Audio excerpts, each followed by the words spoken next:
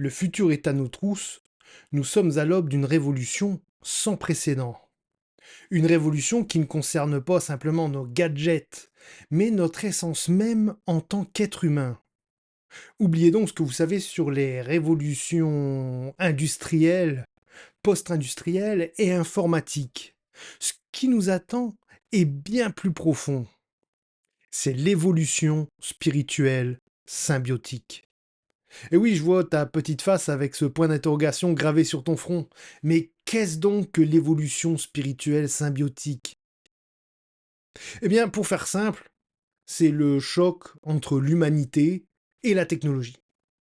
C'est un choc qui nous pousse à reconsidérer notre place dans l'univers, dans le monde, dans la vie en général.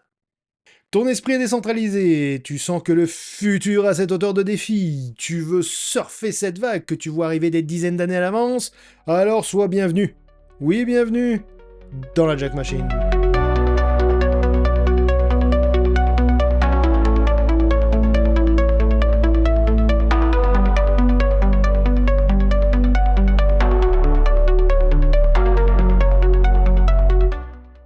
C'est une montée en puissance inéluctable, monsieur Anderson.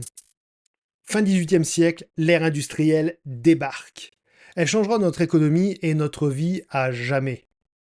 Machine à vapeur, charbon, travail acharné, tout devient plus rapide, plus grand, plus puissant. Mais ce n'est qu'un début. 20e siècle, les ordinateurs envahissent notre quotidien, l'information est reine.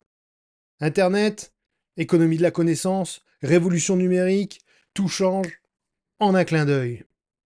Et pourtant, ce n'est toujours qu'un prélude. Fin du XXe siècle, c'est l'ère post-industrielle. Les robots commencent à remplacer les humains. L'automatisation, la haute technologie et les services dominent. On pensait avoir tout vu? On avait tort. 21e siècle, les intelligences artificielles débarquent en masse. Elles ne se contentent plus de faire, maintenant, elles pensent. ChatGPT, Claude, réseaux neuronaux, biotechnologie, blockchain décentralisée, ordinateur quantique, tout ceci converge pour redéfinir notre humanité. Les ères se succèdent à une vitesse vertigineuse. Hier encore, alors qu'il fallait 1000 ans pour passer au travers de l'ère du Moyen Âge, aujourd'hui, une décennie suffit. Nous vivons dans un monde où l'avenir nous talonne, il est à nos trousses. Jetez un coup d'œil aux géants d'aujourd'hui. Apple, Amazon, Google, Nvidia, Microsoft. Toutes ces entreprises n'existaient pas il y a à peine 70 ans. Aujourd'hui, elles dominent le monde. Pourquoi? Eh bien d'abord parce que la technologie rapproche l'impossible du possible, mais aussi parce qu'elle déplace la capacité d'action, l'accessibilité du haut de la pyramide vers le bas, des élites vers le citoyen lambda. À l'aube du 22e siècle, dans 70 ans, il y a fort à parier que 10 autres entreprises auront remplacé celle-ci. Mais le point important est qu'il faut garder à l'esprit que cette évolution n'est pas simplement technologique, elle est aussi spirituelle.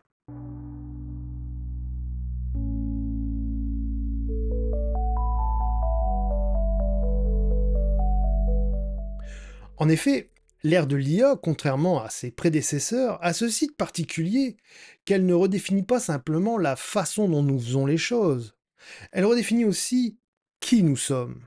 Elle nous pousse en quelque sorte à redéfinir ce qu'est l'être humain. Alors, préparez-vous à l'éveil symbiotique. Mais alors, au final, qu'est-ce que l'évolution spirituelle symbiotique? Eh bien, l'évolution spirituelle symbiotique, c'est la fusion de notre développement intérieur avec les avancées technologiques. C'est une transformation où la technologie ne modifie pas seulement notre environnement naturel ou social, mais nous pousse aussi à évoluer en tant qu'humains. C'est une pression évolutive croissante due à la technologie. C'est un réveil de notre conscience, un saut quantique de notre compréhension de soi et de notre connexion avec le monde, poussé par nos propres créations, en l'occurrence les machines. L'IA Et les biotechnologies ne nous laissent plus le choix. Dans un monde où les machines feront mieux que nous, comment compétitionner? Le mot compétition aura-t-il encore un sens dans ce contexte? Sauf à décider de s'arrêter de créer, nous devons évoluer en corrélation avec nos créations. Sinon, elles nous dépasseront, voire pire, elles nous domineront. Et je ne parle pas ici de transhumanisme, en tout cas pas encore. Je parle ici de solidité intérieure humaine.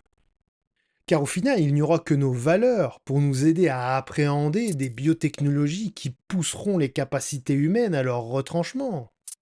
Il n'y aura que nos valeurs pour permettre un partenariat avec les machines lorsque l'intelligence artificielle générale sera née, et que les machines se poseront la question de qui elles sont. Nos enfants, nos petits-enfants, seront face à des questions, qu'elles soient sociales, qu'elles soient éthiques, que nous ne pouvons même pas imaginer encore aujourd'hui. Comment réagiront-ils devant les options de quasi-immortalité proposées par des biotechnologies privées? Alors nous devons être prêts à les guider.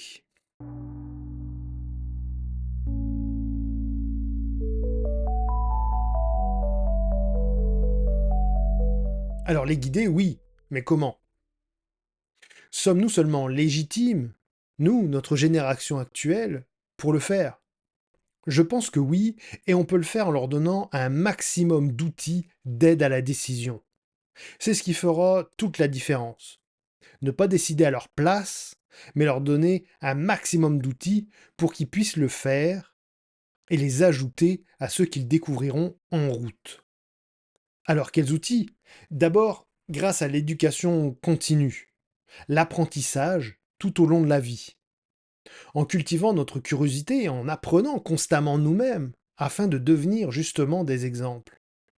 Grâce au développement personnel ensuite, via des méditations, de la réflexion éthique, de la philosophie, la mise en contexte des traditions, et en tirant la quintessence des religions afin de naviguer dans ce nouveau monde.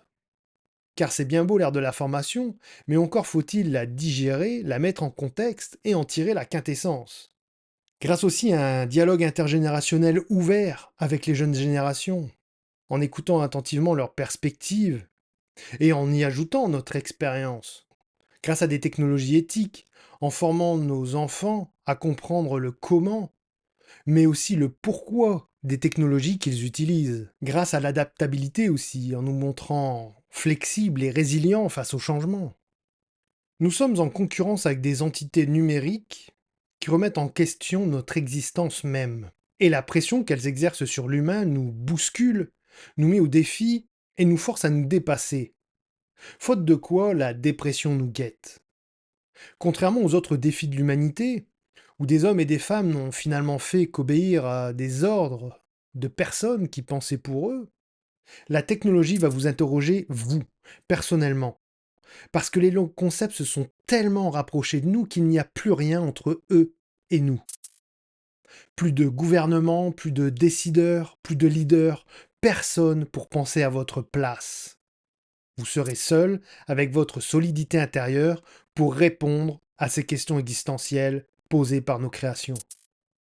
Juste nous, devant des intelligences artificielles qui nous demanderont: mais au fait, toi, qui es-tu? C'est ça, l'évolution spirituelle symbiotique. Elle est là, elle arrive, et vous êtes mieux de vous y préparer. Alors, êtes-vous prêt pour cette nouvelle ère? Êtes-vous prêt à être un acteur ou une actrice réquisitionné pour cette transformation?